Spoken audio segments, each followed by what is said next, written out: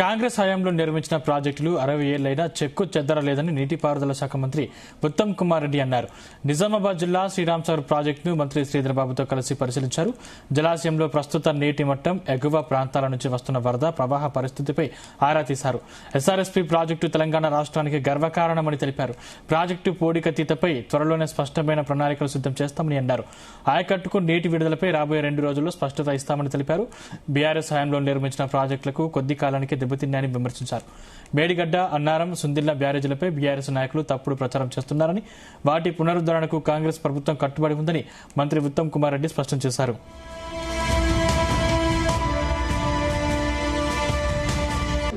SRSP project, ఖడెం project, అదేవిధంగా Yellampalli reservoir పరిశీలన చేసి మరి ఇన్ఫ్లోస్ ఎంతున్నాయి, నీళ్లు ఎంతున్నాయి రిజర్వాయర్లా, మరి ఈ వారం 10 రోజుల్లో వచ్చే నెలలో మరి నీళ్ళు వచ్చే అవకాశం ఉంది, ఇన్ఫ్లో ఎంత వచ్చే అవకాశం ఉంది, ఎన్ని ఎకరాల ఆయకట్టుకి నీళ్లు ఇవ్వగలుగుతాం, ఇవన్నీ అంశాలపై మేము ఒకసారి ఆన్ ద గ్రౌండ్ పరిశీలన చేయడానికి ఈరోజు ఎస్ఆర్ఎస్పీ, ఖడెం అండ్ ఎల్లంపల్లి ప్రాజెక్ట్స్ పరిశీలన కోసం మేము రావడం జరిగింది.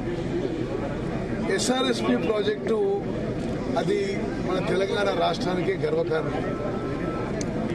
1963లో భారత మొదటి ప్రధాని, భారతదేశం జాతి నిర్మాత పండిట్ జవహర్ లాల్ నెహ్రూ గారు ఇక్కడ ఫౌండేషన్ చేసిన విషయం కూడా మనందరికీ తెలుసు.